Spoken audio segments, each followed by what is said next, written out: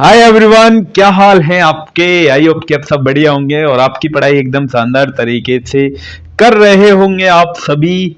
ठीक है, तो आज हम एकेटीयू बीटेक के first year subject engineering physics और यूनिट नंबर 1 और यूनिट नंबर 1 का स्टूडेंट ये लेक्चर नंबर 2 है।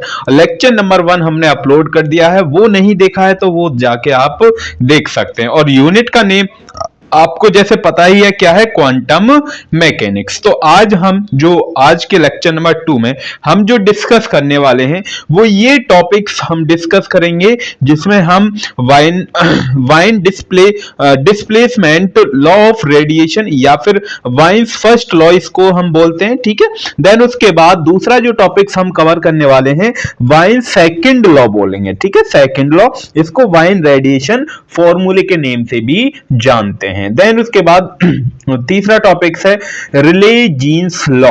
ठीक है, रे बोलते हैं वैसे, रे लाई आप बोल दीजिए, रे लाई जीन्स लॉ। देन उसके बाद लास्ट टॉपिक हम डिस्कस करने वाले हैं Planck's theory of black body radiation. ठीक है, तो सबसे पहले हम पहला टॉपिक डिस्कस करते हैं। ठीक है ना, अगर हमारे चैनल पर अपने ही चैनल आपने सब्सक्राइब नहीं कर रखा है तो सब्सक्राइब करना मत भूलिएगा। तो चलिए स्टार्ट करते हैं हाई जोश और हाई एनर्जी के साथ। कॉपी पेन निकाल लीजिए और कॉपी पेन निकालने के साथ पहली हेडिंग डालिए Wien's displacement law of radiation या फिर Wien's first law. Result clear ना? ओके, हेडिंग डाल ली ना सभी बच्चों ने? हाँ सर, हमने हेडिंग डाल ली। तो सबसे पहले यहां पर इसकी डेफिनेशन लिखी हुई है। क्या ये लॉ कहता है कि सर मैं पहले इसको बता देता हूं आपको क्या है कि ये लैम्डा क्या होता है। सर लैम्डा तो वेवलेंथ होती है, हमें तो पता है ना। तो lambda is inversely proportional 1/T, मतलब 1/T क्या है? Temperature, absolute temperature. तो हम यहां ये बोल सकते हैं कि the wavelength at which the emitted radiation is maximum is inversely proportional to the its absolute temperature. जो डेफिनेशन, जो ये फॉर्मूला यहां पर लिखा है उसी के अकॉर्डिंग हमने स्टूडेंट यहां पर डेफिनेशन लिखी हुई है। तो आई होप कि आपको ये डेफिनेशन समझ में आ गई होगी। क्या कहती है कि जो आपके पास वेवलेंथ जितनी भी इमिट रहेगी, इमिट रेडिएशन इज मैक्सिमम, जितनी भी रेडिएशन इमिट हो जाएगी वो किसके इनवर्सली प्रोपोर्शनल रहेगी? उसके एब्सोल्यूट टेम्परेचर के इनवर्सली प्रोपोर्शनल रहती है। और यही इसके डेफिनेशन के अकॉर्डिंग हमने फॉर्मूला लिखा है। ठीक है, क्या है? लैम्डा एम, एम का मतलब maximum is inversely proportional 1/T, जहां पर lambda m wavelength of maximum intensity है, टी यहां पर टेम्परेचर है, और बी देखिए यहां पर इस डायरेक्टली प्रोपोर्शनल को हटाते हैं, इक्वल टू का साइन आएगा और एक कांस्टेंट आएगा बी। तो यहां पर बी यहां पर क्या है? Wien's displacement constant. और बी की जब वैल्यू निकालेंगे तो टी इधर चलाएगा तो लैम्डा एम मल्टीप्लाई में टी आपके पास ये आ जाता है फॉर्मूला। बात क्लियर? पहला लॉ समझ में आया कि हाँ सर। अब हम चलते हैं सेकंड लॉ की तरफ। तो सेकंड लॉ यहां पर लिखा है कि the spectral energy density of black body radiation depending, किस किस के ऊपर डिपेंड करती है? वेवलेंथ के ऊपर डिपेंड करेगी एंड एब्सोल्यूट टेम्परेचर के ऊपर डिपेंड करेगी। तो यहां पर किसके ऊपर है? एक तो वेवलेंथ के डिपेंड ऊपर कर रही है और किसके ऊपर डिपेंड करेगी? और डिपेंड करेगी एब्सोल्यूट टेम्परेचर के ऊपर। ठीक है, तो ये इसका स्टूडेंट यहां पर फॉर्मूला है ई लैम्डा। ई लैम्डा मतलब एनर्जी है, ये ई लैम्डा मतलब एनर्जी ऑफ वेवलेंथ है। ठीक है, is equal to C1 upon lambda की power 5 1 upon e to the power C2 upon lambda t minus 1। इसको भी हम कुछ इस टाइप से लिखते हैं। अभी ये फॉर्मूला आगे चल के हम ड्राइव करने वाले हैं, ठीक है ना, तब वहां पे आप जाके देखेंगे। ठीक है, तो यहां पर मैं आपको बता देता हूं, ये जो h है वो प्लांक्स कांस्टेंट है जिसकी वैल्यू मैंने यहां पर लिख दी है। c जो है, जैसे आप c देखेंगे यहां पर भी c है, यहां पर भी c है, ये स्पीड ऑफ लाइट है। उसके बाद यहां पर जैसे k है, यहां पर इसको सॉल्व करने के बाद ये टर्म आती है तो इसमें k नहीं है, इसके अकॉर्डिंग मैंने यहां पर ये टर्म लिखी है। k जो है यहां पर वो बोल्ट्जमैन कांस्टेंट है जिसकी वैल्यू ये है। मैंने यहां पर लिखा हुआ है, नोट करके एक पॉइंट लिखा है कि ये जो सेकंड लॉ होता है वो केवल किसके लिए एप्लीकेबल है? Only applicable for the shorter wavelength only. ठीक है, किसके लिए? जिसकी वेवलेंथ क्या रहेगी? छोटी रहेगी, उसके किसके लिए ये फॉर्मूला ओनली वैलिड है? ओनली शॉर्टर वेवलेंथ के लिए, ठीक है ना। अगर वेवलेंथ क्या हो जाए, थोड़ी सी बड़ी हो जाती है, इंक्रीज हो जाती है, ठीक है, ज्यादा हो जाती है, तब वहां पर ये फॉर्मूला क्या हो जाता है, फेल। तब एक नेक्स्ट फॉर्मूला आता है ये, ठीक है, क्या है, रिले जीन्स लॉ। तो ये क्या कहता है, it explain the distribution of energy of black body radiation at longer wavelength. तो ये किसके लिए है कि ये जो फॉर्मूला है या ये जो लॉ है, ये किसको, distribution of energy of black body radiation eight which longer wavelength. तो ये किसके लिए है, वैलिड है, लॉन्गर वेवलेंथ को ये distribution of energy of black body radiation को क्या करता है, एक्सप्लेन करता है, ठीक है, लॉन्गर वेवलेंथ, या फिर आप बोल दीजिए लोअर फ्रीक्वेंसी होनी चाहिए, ठीक है, दोनों में से। लेकिन इससे पहले वाला जो फॉर्मूला आपने ध्यान से देखा होगा वो किसके लिए था, शॉर्टर वेवलेंथ के लिए था। ये जो रिले जीन्स लॉ है वो लॉन्गर वेवलेंथ के लिए, ठीक है।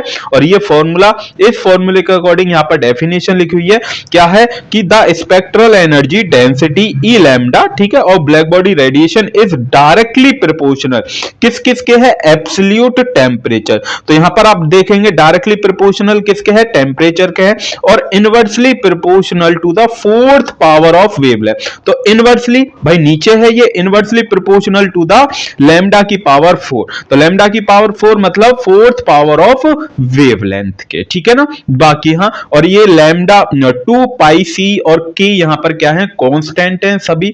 तो यहां पर हम जानते हैं mu is equal to C upon lambda होता है, लैम्डा की जैसे ही वैल्यू निकालेंगे, lambda is equal to C upon b. तो यहां पर जो लैम्डा है, ये आपके पास लैम्डा, इस लैम्डा की जगह आपने सी अपॉन म्यू रखा है, और भाई सी अपॉन म्यू रखा है, तो इस एक सी से ये एक सी की पावर कम हो जाएगी, तो पावर कितनी बचेगी, 3 बचेगी या नहीं बचेगी, कि हाँ सर बिल्कुल बचेगी। देखिए भाई ये लैम्डा है, लैम्डा की जगह आप सी अपॉन म्यू रखेंगे और इसकी पावर चढ़ाएंगे आप 4, ठीक है। तो यहां पर क्या रहेगा, सी की पावर 4 रहेगी और म्यू की पावर क्या रहेगी, 4।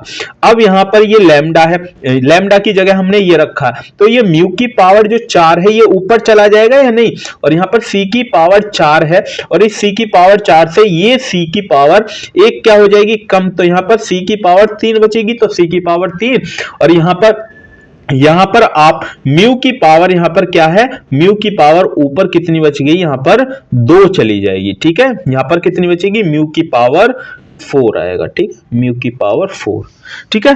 8 पाई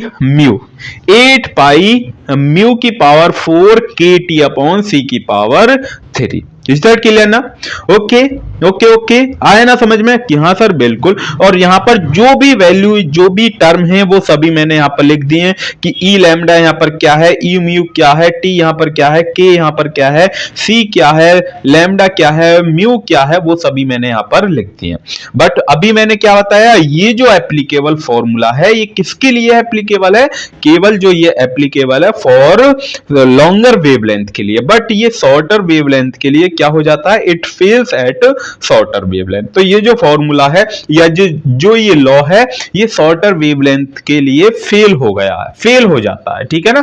बट शॉर्टर वेवलेंथ के लिए हमने वाइल सेकंड लॉ हम पढ़ते हैं, वो किसके लिए एप्लीकेबल है, ओनली शॉर्टर वेवलेंथ के लिए, ठीक है ना। अब हम चलते हैं नेक्स्ट टॉपिक की तरफ, Planck's theory of black body radiation. तो यहां पर डेफिनेशन लिखी हुई है, 2 डेफिनेशन मैंने ली हैं, दोनों में से आप कोई भी डेफिनेशन अपने एग्जाम टाइम में लिख के आ सकते हैं। It is a important question. हालांकि ये भी जितने भी ऊपर वाले हैं ये सभी 2-2 मार्क्स में पूछे जाते हैं, ठीक है, बट ये इंपॉर्टेंट है। अब देखिए प्लांक्स थ्योरी क्या है, इन 90, ठीक है, 19 Max Planck's propose that the correct result can be obtain if the emission and absorption of radiation is not taken as continuous process. यहां पर क्या कहता है कि जब मैक्स प्लांक्स ने क्या किया, एक रिजल्ट, करेक्ट रिजल्ट को एक्सप्लेन मतलब ऑब्टेन किया, उन्होंने क्या देखा, if that emission and absorption of energy is not taken as continuous process. यहां पर कोई एनर्जी क्या कर रही है, इमिशन कर रही है या फिर एब्जॉर्ब कर रही है, वो क्या है, कंटिन्यूअस की प्रोसेस में नहीं चल रही है, वो किसकी फॉर्म में चल रही है, डिस्क्रीट की फॉर्म में जा रही है। मतलब जैसे सपोज क्या होता है कि वो छोटे छोटे पैकेट की फॉर्म में हमारी एनर्जी चलती है, ठीक है, एकदम लगातार वेव की तरह नहीं चल पाती है, इसलिए यहां पर इमिशन और एब्जॉर्प्शन ऑफ एनर्जी, यहां पर इमिशन भी हो रहा है, एब्जॉर्प्शन भी हो रहा है, बट वो क्या है, कंटिन्यूअस प्रोसेस नहीं है,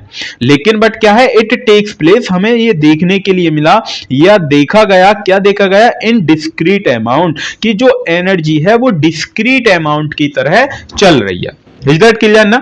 तो पहली डेफिनेशन समझ में आई। दूसरी डेफिनेशन यहां पर है, क्या है, Planck's theory state that the energy emitted और absorbed by a Planck's body is not continuous. जो ऊपर डेफिनेशन लिखी है वही है, क्या है, Planck's theory state that the energy emitted और एब्जॉर्ब, मतलब एनर्जी क्या हो रही है, इमिट भी हो रही है और एनर्जी एब्जॉर्ब भी हो रही है बाय ए ब्लैक बॉडी। मतलब क्या है, कोई एक ब्लैक बॉडी है, वो ब्लैक बॉडी क्या कर रही है, उस एनर्जी को एब्जॉर्ब भी कर रही है और इमिट भी कर रही है, बट वो क्या है, कंटिन्यूअस की फॉर्म में, मतलब लगातार की फॉर्म में, ना तो वो इमिट कर रही है ना फिर एब्जॉर्ब कर रही है, बट क्या कर रही है, अकर्स इन डिस्क्रीट पैकेट, वो डिस्क्रीट पैकेट की फॉर्म में क्या कर रही है, अकर हो रही है। इज दैट क्लियर ना? ओके, समझ में आया ना इतना? ओके सर, तो उसी को हम क्या बोलते हैं, क्वांटा बोलते हैं। क्या बोलते हैं, डिस्क्रीट पैकेट की फॉर्म में जो भी एनर्जी रहेगी उसको हम स्टूडेंट क्या बोलेंगे, क्वांटा। क्लियर, डेफिनेशन क्लियर है। अब उसके बाद चलते हैं इसकी, हम थोड़ी सी क्या है, इसके फॉर्मूले को ड्राइव करते हैं या कुछ पोस्टुलेट वगैरह हैं, तो यहां पर देखते हैं। तो यहां पर पोस्टुलेट क्या है कि यहां पर एनर्जी इज क्वांटाइज्ड, तो एनर्जी यहां पर क्या है, क्वांटाइज्ड है, ठीक है ना। क्वांटाइज्ड का मतलब क्वांटम, क्वांटा, एनर्जी का मतलब क्या है कि रेडिएशन इज इमिटेड और absorb in discrete packet called quanta, जिसे क्वांटा या फोटोन के नाम से भी आप जानते हैं। देन उसके बाद सेकंड क्या है पोस्टुलेट कि एनर्जी ऑफ ईच क्वांटा वो किसके बराबर होगी, एच न्यू के बराबर होगी। E is equal to h nu, E is equal to क्या है, एच न्यू है, जहां पर H की वैल्यू ये है, H मतलब प्लैंक्स कांस्टेंट है और म्यू यहां पर क्या है, फ्रीक्वेंसी। तो ये formula it is a very very important formula. बस एनर्जी ऑफ ईच फोटोन कितनी रहेगी, H new photon, H new. अगर सपोज यहां पर मैं मानता हूं कि ऑक्सीलेट इन ब्लैक बॉडी, अगर सपोज ये एनर्जी है तो ये एक फोटोन के लिए, अगर मैं बोलता हूं 2 फोटोन, 3 फोटोन, 4 फोटोन, 5 फोटोन, 6, 7, 8, 9, 10, तो मल्टीपल वहां पर क्या है, फोटोन है, तो उसके लिए हम यहां पर क्या लगा देंगे, एन एच न्यू। यहां पर एन की मतलब एक फोटोन आया, दूसरा फोटोन आया, तीसरा, तो यहां पर एन की वैल्यू क्या है, 0, 1, 2, 3, 4, 5, कोई भी पॉजिटिव इंटीजर है, ठीक है ना। तो यहीं पर हमने oxalate in black body radiation atom in the black body walls act as a harmonic oscillate and can emit or absorb energy only in the integral multiple of h nu। बात clear, ठीक है ना। अगर आपके पास photon एक है तब यहां पर एक वैल्यू रखेंगे, अगर आपके पास फोटोन 2 हैं, मतलब बहुत सारी एनर्जी, 2 फोटोन की एनर्जी उसने एब्जॉर्ब करी है तो 2 रखेंगे, 3 है तो 3 रखेंगे, 4 हैं तो 4 रखेंगे, जितने भी आपके पास फोटोन हैं तो वहां पर यहां पर क्या आप वैल्यू रखते हुए जाएंगे, ठीक है, और वहां पर आपके पास क्या आ जाएगी, एनर्जी आती हुई जाएगी, ठीक है, उस फोटोन की या फिर क्वांटा की। बात क्लियर, ओके। अब हम चलते हैं, इसकी कुछ डेरिवेशन है जिससे हम यहां पर फॉर्मूले को ड्राइव करते हैं। तो यहां पर मैं मानता हूं कि यहां पर क्या है, if n be the total number of accelerator, ठीक है, यहां पर जो n है, ये जो n है मैंने मान लिया टोटल नंबर ऑफ एक्सीलेटर हैं, ऑक्सीलेटर्स हैं, ठीक है, और En यहां पर क्या है, ये जो En है ये टोटल एनर्जी है, ठीक है, energy average per unit oscillate, ठीक है, तो E is equal to En upon capital N, ये इक्वेशन नंबर फर्स्ट है। बस इसको अपनी तरफ से ही लाइट करना होता है स्टूडेंट, ठीक है, तो यहां पर मैंने लिख दिया उसके अकॉर्डिंग ही En, देखिए एनर्जी मतलब total energy then average energy per oscillate, तो पर ऑक्सीलेट क्या था आपके पास, N था, तो इससे इसको हम क्या कर देंगे डिवाइड, तो आपके पास क्या आ जाएगी, टोटल एनर्जी, एनर्जी आ जाएगी, ठीक है। यहां पर जैसे यहां पर ये है N, तो यहां पर यह क्या है, N नॉट, N 0, 1, 2, 3, 4, 5 कहां तक तक ले रहे हैं हम, एन आर तक ले रहे हैं। आप चाहें तो एन एन लिखा रहता है किसी बुक में और कोई नंबर रहता है जहां पर कोई भी वैल्यू ले सकते हैं, ठीक है। देन उसके बाद सपोज आप मुझे एक बात बताइए, ठीक है, ये आपके पास तो यहां पर एनर्जी क्या हो जाएगी, जीरो हो जाएगी, ठीक है। अगर यहां पर आप जीरो रखेंगे तो यहां पर एनर्जी क्या हो जाएगी, देखिए इसके अकॉर्डिंग यहां पर देखिए En, यहां पर आप जीरो रखा तो पूरी वैल्यू क्या हो गई, एनर्जी कितनी हो गई यहां पर जीरो। अगर आप n की वैल्यू 1 रखेंगे तो h न्यू, n की वैल्यू 1 रखें तो h न्यू, n की वैल्यू 2 रखी तो 2h न्यू, n की वैल्यू 3 रखी तो 3h न्यू। अगर मैं n की वैल्यू r रखता हूं, n की वैल्यू मैं क्या रखता हूं, r रखता हूं, तब आपके पास क्या आएगी यहां पर सर, आर एच न्यू हमारे पास आएगी, ठीक है। ये आपके पास क्या आएगी, एनर्जी आ जाएगी। ये बात क्लियर है ना, इतनी सभी को क्लियर कि हाँ सर इतना तो क्लियर है। अब हम चलते हैं नेक्स्ट पॉइंट नंबर 2 की तरफ। पॉइंट नंबर 2 क्या है कि ये आपने the relative probability that an oscillate has the energy h nu at temperature T is given by Boltzmann, ठीक है। तो यहां पर ये क्या है कि E minus k h nu upon KT, ये पीछे फॉर्मूला आप पढ़ के आए हैं, अभी फॉर्मूला आपने देखा, E is equal to minus k h nu upon KT। तो यहां पर तीसरा पॉइंट क्या है, the number of oscillator having energy r h nu. तो nr is equal to n nought, यहां पर number of oscillator nr is equal to n nought, ठीक है, nr, ठीक है, nr is equal to n nought e की power minus k r h nu. यहां पर देखिए e की पावर, यहां पर R है तो यहां पर भी R आएगा, तो are h new upon KT, ये आपके पास इक्वेशन नंबर कौन सी बन जाती है, दूसरी। साथ के साथ नोट्स भी बनाते हुए चले। अगर मुझे टोटल एनर्जी निकालनी हो तो टोटल एनर्जी को मैं कैसे निकालूंगा, मतलब टोटल नंबर ऑफ ऑक्सीलेटर निकालने हो, अगर यहां पर ये NR है तो इससे पहले N1 भी आया होगा, 2 भी आया होगा, 3 आया होगा, 4 5 6, अगर मैं उनको सभी को मैं क्या कर देता हूं, ऐड कर देता हूं, और ये आपके पास क्या हो जाएगा, टोटल नंबर ऑफ ऑक्सीलेटर आ जाएगा, जिसका मैंने नाम दे दिया है equation number 3। Clear, total number of oscillator निकाल रहे हैं तो n not plus n1 plus n2 plus n3 plus n4, जैसे जैसे ये जितने भी हैं सभी को हम क्या कर देंगे, ऐड करते हुए चले जाएंगे, ठीक है ना। तो यहां पर बस यही लिखा है मैंने, तो ये मैंने लिख दिया, ठीक है। तो यहां पर अगर मैं r की वैल्यू, यहां पर जो NR था वहां पर R की वैल्यू क्या रख देता हूं, 0 रखता हूं। जब मैं 0 रखूंगा तो N नॉट की वैल्यू कितनी आएगी, N नॉट आएगी भाई इसमें, भाई यही तो पीछे था। अगर आपने ध्यान से देखा हो, अगर मैं इसकी जगह 0 रखूं तो इसकी जगह 0, तो E की पावर 0, तो N नॉट ही बचेगा ना भाई। E की पावर 0 का मतलब क्या होता है सर, 1 हुआ, तो 1 की मल्टीप्लाई N नॉट में करूंगा तो N नॉट ही आएगा, मतलब N नॉट का मतलब N0, ठीक है ना। देन उसके बाद यहां पर n की वैल्यू मैं 1 रखता हूं, n की वैल्यू क्या रखूं मैं 1, जैसे मैं 1 रखूंगा तो यहां पर 1 आएगा, तो h nu upon KT, h nu upon KT। Then उसके बाद n2 की वैल्यू ये रखूंगा, n3 की वैल्यू, एंड सो ऑन, ऐसे मैं रखता हुआ जाऊंगा। ये सभी वैल्यू जितनी भी n0 n1 n2 n3 and so on, जो भी वैल्यू आई है ये इक्वेशन नंबर 3 में मैं पुट करूंगा। और इक्वेशन नंबर 3 जो हम टोटल नंबर ऑफ ऑक्सीलेटर निकाल रहे थे, ठीक है, पीछे जाके देखिए जो टोटल नंबर ऑफ ऑक्सीलेटर थी, ठीक है, तो उसमें हम क्या कर देंगे, सभी को पुट करेंगे। तो यहां पर मैंने यहां पर ये सभी वैल्यू क्या कर दी है, पुट कर दी। जैसे मैं पुट कर दूंगा तो सभी में आप एक चीज नोटिस करेंगे कि सर n0 जो है वो यहां पर भी है, यहां पर भी है, यहां पर भी है, यहां पर भी है, तो मैं कॉमन ले लूं तो n0 मैंने यहां पर क्या लिया है, कॉमन।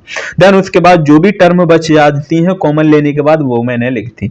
n नॉट हमारा सेम है। ये जो टर्म होती है वो स्टूडेंट बाइनोमियल एक्सपेंशन आपने पढ़ी होगी, क्लास 11th में हम बाइनोमियल एक्सपेंशन पढ़ते हैं। तो ये बाइनोमियल एक्सपेंशन का फॉर्मूला होता है 1 अपॉन, अगर ये इस टाइप से इसी टर्म चल रही हो तो 1 अपॉन 1 माइनस एक्स। तो यहां पर 1 अपॉन 1 माइनस एक्स वाली, भाई ये एक्स ही तो टर्म है, भाई ये एक्स की टर्म एक्स की फॉर्म में फॉर्मूला है, तो ये हमने मान लिया ई की फॉर्म में फॉर्मूला है, तो ई की पावर माइनस के एच न्यू अपॉन KT, और ये आपके पास इक्वेशन नंबर कौन सी बन जाती है, 4। इक्वेशन नंबर कौन सी बन जाती है, 4 आपके पास बन जाती है। क्या किसी को कोई प्रॉब्लम? नहीं सर, बिल्कुल इजी है, कोई भी हार्ड नहीं है, ठीक है। उसके बाद total energy of all oscillator, यहां पर जितनी भी ऑल ऑक्सीलेटर हैं उनकी टोटल एनर्जी निकाल रहे हैं। तो टोटल एनर्जी मतलब ई एन निकाल रहे हैं, तो n 0 multiply 0, N1 H nu, N2 2H nu, N3 3H nu, ऐसे ही NR से मल्टीप्लाई कर देंगे RH न्यू के साथ। तो ये यहां पर क्या लिख जाएगी, टोटल एनर्जी ऑफ ऑक्सीलेटर। उसके बाद यहां पर ध्यान से सुनिए, ये आपके पास N0 मल्टीप्लाई 0 करेंगे तो ये तो 0 ही आएगी टर्म। यहां पर N1 इसकी वैल्यू ये हमने लिखी नहीं है क्योंकि ये तो 0 आएगी 0 टर्म, तो ये हमने वैल्यू लिखी नहीं है। उसके बाद यहां पर ये हमने सेम एज इट इज यहां पर मैंने लिखते हो जाए। अगर आप एक चीज नोटिस करेंगे, यहां पे भी H न्यू, यहां पर भी H न्यू, यहां पर भी H न्यू, तो यहां से हम क्या लेंगे, H न्यू कॉमन लेंगे। तो H न्यू हमने कॉमन लिया, बचा ये आपके पास टर्म। उसके बाद H न्यू, अब N1 की वैल्यू तो हम निकाल चुके थे कि हाँ सर बिल्कुल निकाली थी। N1 की वैल्यू आपने ध्यान से देखी हो तो N1 की वैल्यू N0 e की power minus k H nu upon KT आई थी। तो यहां पर ये जो N1 है, इस N1 की वैल्यू हमने यहां पर ये रख दी। उसके बाद N2 की वैल्यू हमने निकाल चुके थे कि बिल्कुल सर N2 की वैल्यू ये आई थी आपके पास, तो N2 की वैल्यू ये जो है वो हमने यहां पर लिख दी और इस 2 को सेम एज इट इज लिख दिया, ये आपके पास N2। सेम ऐसे ही N3 की वैल्यू लिख दी, ये आपके पास आ गई। अब इसमें से हम क्या करें, अगर आपको ध्यान से देखेंगे तो यहां पर N0 तो सभी में, तो N0 हमने यहां पर स्टूडेंट क्या ले लिया, कॉमन लिया। N0 हमने यहां पर क्या ले लिया, कॉमन। उसके बाद e की power minus k H new KT और e की पावर H न्यू KT यहां पर सभी में है, तो ये हमने यहां से क्या लिया, ये कॉमन ले लिया। उसके बाद यहां पर क्या बच जाता है, 1 + 2 बचेगा और यहां पर e की power minus k H nu upon KT बचेगा प्लस 3 e की पावर, भाई एक तो हमने कॉमन लिया था, एक ही तो कॉमन लिया था, बचा आपके पास क्या, माइनस के 2H new upon KT, same ऐसे ही बचता हुआ चला जाएगा। और ये जितनी भी टर्म है ये हमारे पास क्या है, सेम एज इट इज लिख हुई है, ठीक है ना, सेम एज इट इज है। उसके बाद हमने यहां पर क्या करा है, ये जो 2 है, इस 2 को मैं ऐसे भी तो लिख सकता हूं, क्या लिख सकता हूं, E3 हमारा सेम e की पावर होल पावर क्या, minus k H nu upon KT की पावर 2। और ये आपके पास बाइनोमियल एक्सपेंशन होता है, ये क्या होता है, बाइनोमियल एक्सपेंशन का फॉर्मूला होता है। इस बाइनोमियल एक्सपेंशन के फॉर्मूले को हम कुछ इस टाइप से लिख सकते हैं, 1 माइनस x की पावर माइनस के 2। तो x यहां पर क्या है, e की power minus k H nu upon KT की पावर -2 और बाकी ये जो टर्म है ये हमारी क्या है, सेम है, ठीक है। ये 1 माइनस e की power H nu upon KT। अब यहां पर -2 है, इस पॉजिटिव को बनाएंगे तो पॉजिटिव कैसे बनेंगे सर, इसको मैं नीचे ले आता हूं, तो ये जो टर्म है, ये वाली टर्म, ये टर्म हमारी ऊपर क्या है, सेम है अभी तक। उसके बाद इसको पॉजिटिव बनाने के लिए हम इसको क्या ले गए, डिनोमिनेटर में नीचे ले गए। और ये जैसे ये आपके पास इक्वेशन नंबर कौन सी आ जाती है, 5। और ये जो 5 है, ये इसको हम इक्वेशन नंबर 1, और इक्वेशन नंबर 1 अगर आपको ध्यान हो तो इक्वेशन नंबर 1 कौन सी थी हमारी, इक्वेशन नंबर 1 है E = En अपॉन n। यहां पर En की भी वैल्यू है और n की भी वैल्यू है, तो दोनों वैल्यू को क्या करेंगे, पुट करेंगे। भाई n की वैल्यू ये रही हमारे पास, n की वैल्यू ये है और उसके बाद En की वैल्यू ये हम निकाल चुके हैं। तो दोनों वैल्यू को, इस n की वैल्यू को, ये जो n की वैल्यू आई है इसको, और ये जो En की वैल्यू आई है इसको इक्वेशन नंबर 1 में पुट करेंगे। जैसे ही हम 1 में इक्वेशन नंबर 1 में पुट कर देंगे तो ये हमारे पास आ जाएगा। और इससे इस 2 की पावर इस 2 से ये क्या हो जाएगी, ये इससे ये क्या हो जाएगा, सॉरी n0 से ये n0 कैंसिल आउट, ये की पावर 2 है और ये पूरी एक में, तो इससे 1 डिग्री 1 पावर क्या हो जाएगी, कैंसिल आउट, और ये पावर आपके, ये जो टर्म है ये आपके पास बच जाएगी, ठीक है। तो यही हमने लिख दिया। उसके बाद यहां पर e की power minus k H nu upon KT है, इसको हम क्या करेंगे, यहां से देखिए, यहां से ये जो e की power minus k H nu upon KT है कॉमन लेंगे, तो ये हमने कॉमन ली।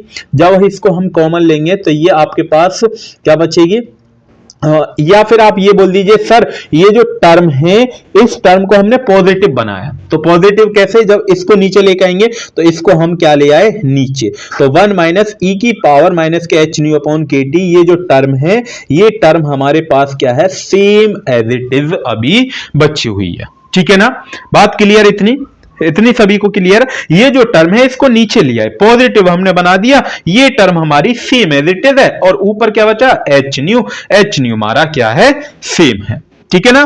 देन उसके बाद यहां पर इसको हम कैसे e की मल्टीप्लाई इसके साथ करेंगे, तो ये e की पावर एच न्यू अपॉन के टी, 1 की मल्टीप्लाई e की इसके साथ करेंगे, ठीक है, तो ये हमारे पास, और इसके साथ इसकी मल्टीप्लाई करेंगे, तो आप देखिए एक पॉजिटिव पावर एक नेगेटिव, तो कैंसिल आउट, तो e की पावर क्या रहेगा, e की पावर 0, और e की पावर 0 को हम क्या लिखते हैं, 1 लिखते हैं, तो ये आपके पास आता है, this is the average energy of A Planck's oscillator. तो ये आपके पास क्या ही है, एनर्जी क्या ही है, किसकी एनर्जी आई है, average energy of Planck's oscillator की एनर्जी आई है, ठीक है ना।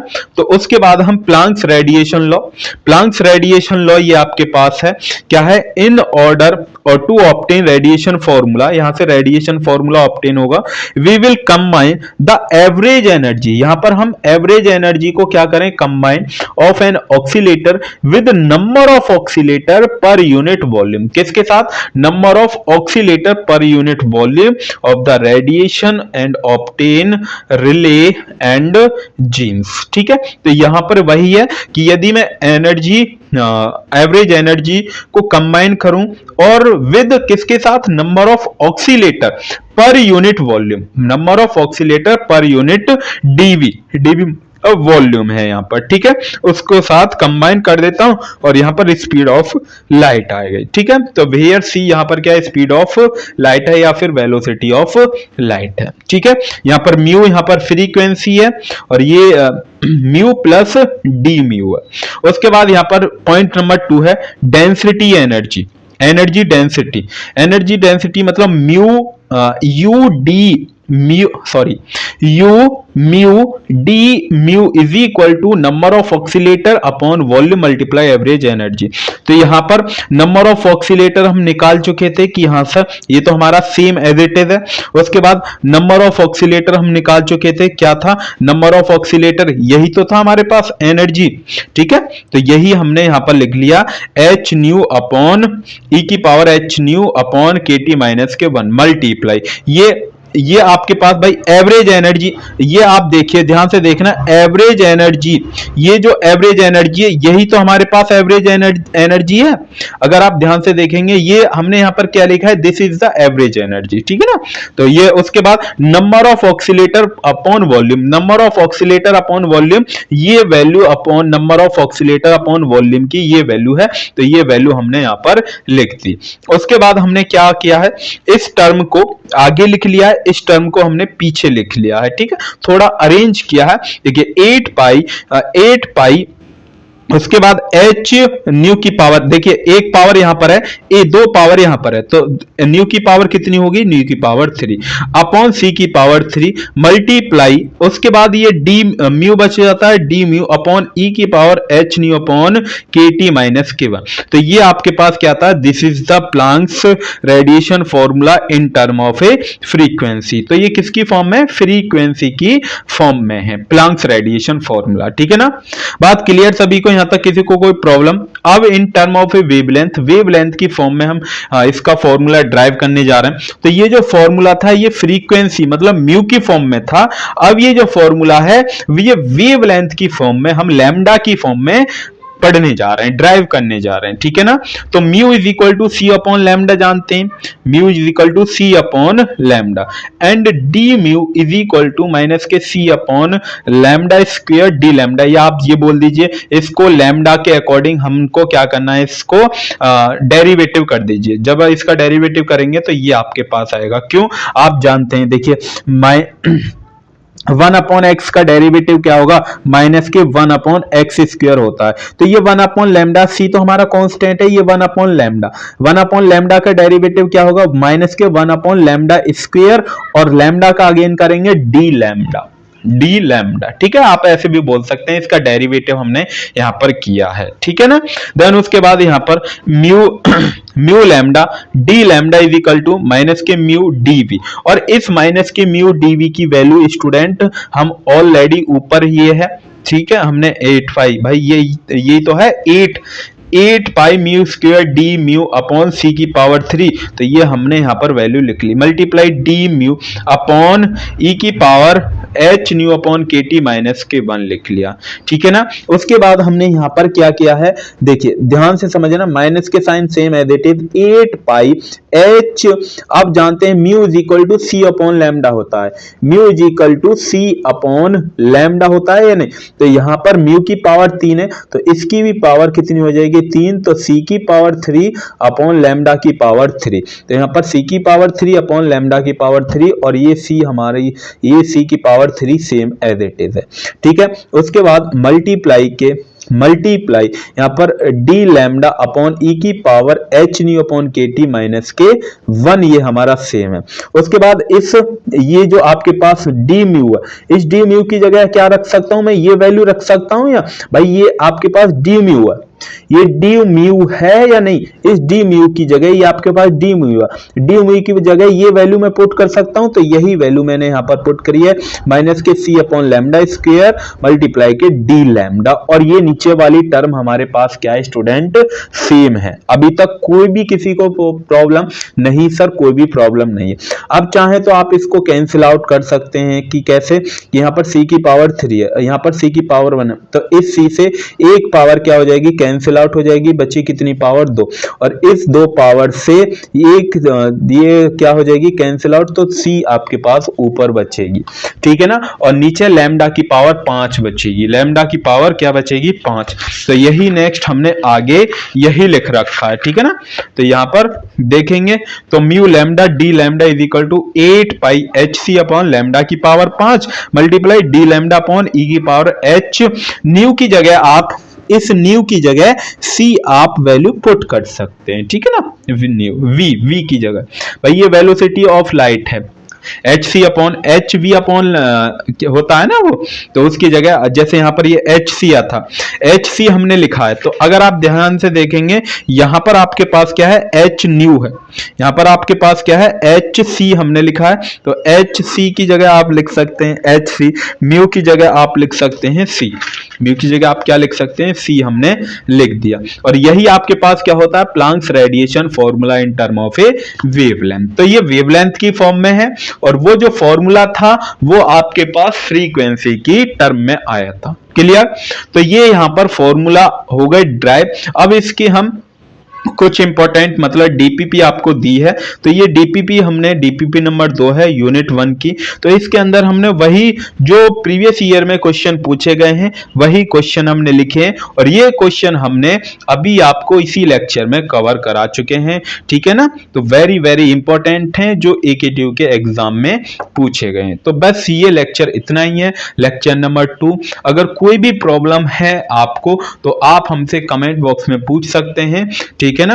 अब हम मिलते हैं नेक्स्ट लेक्चर नंबर 3 में प्यारे से टॉपिक के साथ, क्वांटम इफेक्ट हम उसमें पढ़ेंगे। तब तक के लिए आप अपनी पढ़ाई को करते रहिए, ठीक है ना। थोड़ा थोड़ा डेली पढ़िए, बिल्कुल भी घबराने वाली बात नहीं है। अंकुश सर आपके साथ हैं, बीटेक पॉली बाई के आपके साथ है, ठीक है ना। तब तक के लिए आप अपनी पढ़ाई करते रहिए। All the very best. मिलते हैं फिर नेक्स्ट लेक्चर में एक प्यारे से टॉपिक के साथ। Thank you.